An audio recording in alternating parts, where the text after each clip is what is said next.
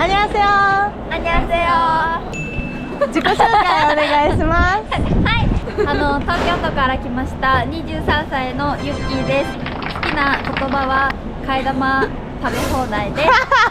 お願いします。はい、お願いします。神奈川県から参りました。はい、24歳マリコです。はい、ありがとうございます。お願いします。23歳と24歳ですね。今日は来てくれてありがとうございます。はい、1個目は外国人で恋愛対象になりますか？なります。ありなんだ。もちろんありなんだ。もちろんありです。あ、そうなんだ。韓国人のイメージなんですけど、はい、どんなイメージがありますか？韓国人のイメージは、もし付き合った時は、恋愛としてはすごく彼女のことを大切にしてくれて、素直な言葉をずっと言葉で表してくれる。ああ、好きとかね。そうです、大好きとか。確かに。ずっと言葉で表してくれる。それはなんでそう思うんですか？なんか身近に友達が韓国人と付き合ってるレアリアリティショーでよくあるんですけど、そういう人たちが結構愛情を伝えてくれるっていうのをよく見るので、おー、そういうのもあります。すごいなと思います。お互い共有できるものがあっていいんじゃないかな。ああ、確かに文化が似てる部分があるよね。確かに確かに。ない部分もあるけど、確かに。でも他の国と比べたら、そうそう。確かに確かに、ありがとうございます。韓国人の男性とか私のオッパぐらいしか会ったことないかもしれないけど、韓国人の男性と付き合うってなったらどんな人がいいですか？あ、私、はい、YouTube のデポちゃん、はいはいはいはい、デポさん、デポさんか、デポさんをすごいよく見てて、はい、ああいうなんていうんですか、賑やかな人と付き合えたら楽しいんだろうなと思います。明るい人とね。確かに確かに。確かに大事。私は付き合うってなったら、相手側が家族とすごい仲いい人。ああ、確かに。家族をすごい大事にしてる人。私も家族を大事にしてるので、大事にしてる人がいいなって思う。家族結構多いと思います。韓国。そうだね。イメージと合ってるように確かに韓国人はお母さんとかめっちゃ大事にするから。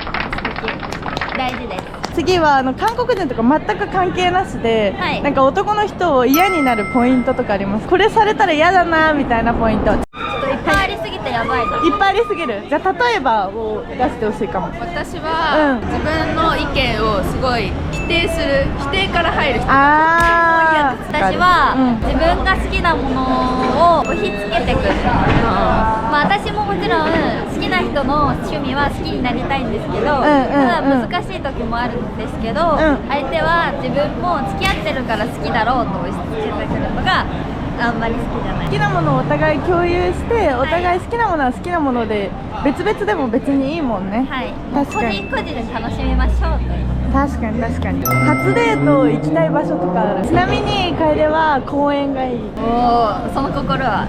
一緒にスポーツとかしたい。それ運動神経いいかどうか試したい。足速いかどうかなんですよ。なんか好きなタイプ、私もなんか最近足速いなんでしょ。はい。最近足速いなんでスポーツしました。ああ、じゃあやっぱり一緒だね。公園とかだね。2人きりの空間が少しあるっていうので、例えばお台場とかのドライブデートみたいな。おお、ドライブね。そう、運転をする時の本性を見れたりとか、2人の空間だとどういう感じなのかっていうのが分かるから。これを見てる方はぜひ運転の練習をしてください。お願いします。彼氏いる時 LINE って1日何回ぐらいする？社会人になってやっぱり LINE の頻度が減ったは減ったんですけど、朝「はいよ今日何があった?」ぐらいですかね。10回ぐらい聞きしてるんじゃない？私は、もし付き合ったらこう頻繁につながってたいタイプ。あ、そうなんだ。はい、ご飯を何食べてるっていう指針を送ったりとかのやり取りを全部含めると、何回とかじゃなくて、その出来事があるたびに何かを報告し合いたい。おお、そうなんだね。なんか意外と日本人の人ってさ LINE とか少なかったりするイメージあるけど、意外とちゃんと報告欲しいんだね。そうですね。心配になっちゃう。そうだね、心配になっちゃうもんね。韓国人の男性から DM とか来たら返しちゃいますか？日本語だったら。ああ、日本語だったら返す。韓国語だったらね、わかんないから。私韓国語でも自分で訳してとりあえず見る最後韓国人の男性に一言アドバイスするなら何かお願いします。日本人の女性と付き合いたい人も多分多いと思うので、日本人女性は人によって縛りが嫌だとか、連絡あんまり頻度取りたくないっていう人もいると思うんですけど、なんかその韓国は結構頻繁に取るみたいなところも含めると、その人に会ったその人がどういう人なのかをまずは知っていくっていうことが大事かなと。連絡取ることが嬉しいじゃない人もいるし、そうだね、それを理解することですかね。そうだね、話し合いとか大事だね。はい、同じですね。